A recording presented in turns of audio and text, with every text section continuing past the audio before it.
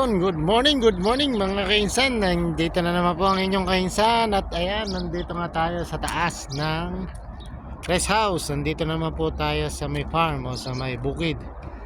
Ayan, oh. Ang ganda pa naman ng rest house na yan sa ating likod, oh. Napakaganda. Ayan po siya, oh. Napakaganda talaga ng rest house na to mga kainsan. Wala akong masabi sa rest house na to. Ayos, di ba? Tapos matatanaw mo yung ano, ayan, oh. Yung parang city. Ayan, oh. Sikat ng araw. Napakaganda nga rito mga kaisan dahil napunta na naman tayo dito. Gawa ng tayo ay naghatid ng pagkain mga kaisan. Ayan nga, oh, may grass pa siya, oh, Bermuda. Diba? Napakaganda rito. Ewan ko ba't hindi pa sila doon nagtatambay.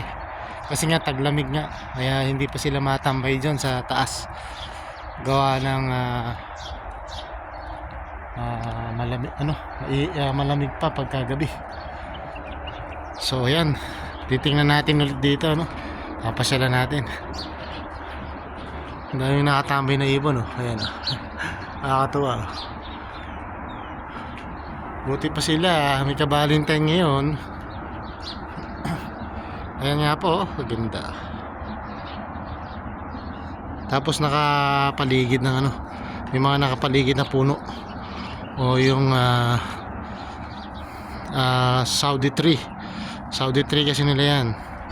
Tapos yung tamar, yun din, sa kanila rin yun. Tamar tea o dates tea, yun. So yun, yung papuntang ano, papuntang Jeddah. Yan po yung papuntang Jeddah mga kainsan. So bali ito pala may nadagdag sa kabila. Parang bodega, no? Ganda. Dati wala yan nandito tayo. So actually hindi pa nga ito natatapos nung napunta tayo. Pero matagal tayong hindi napunta rito. Gawa nga nung buhat nung nag-asawa yung si Dalaga. Hindi na tayo napunta rito. Mahigit magdadalawang taon na rin. Ayan, oh. Ang ganda rito. Dito magandang tumambay. Ayan, oh. Doon pa meron pang isa yun, oh. May tambayan pa.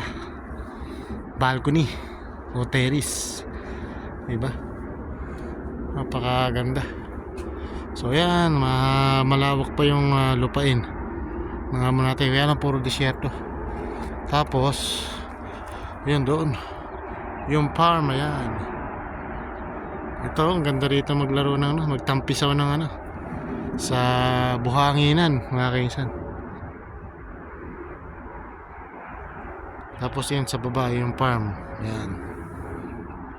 Sa baba na yung farm yan. Yung taniman ng mga gulay mga kaisan. So yan, ang ganda nga dito mga kaisan.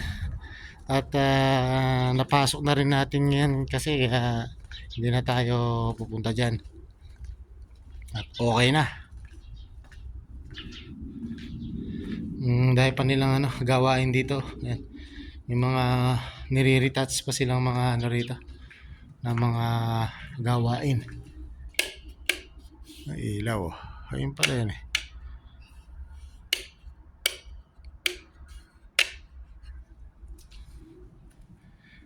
Tingnan natin kung bukas to. Ay, hindi. Sarado. Ay, bukas. Ayan, hindi pa rin na ano rito. Wala pa. Hindi pa natatapos. Wala pa ulit ginagawa. Kaya, ganyan pa.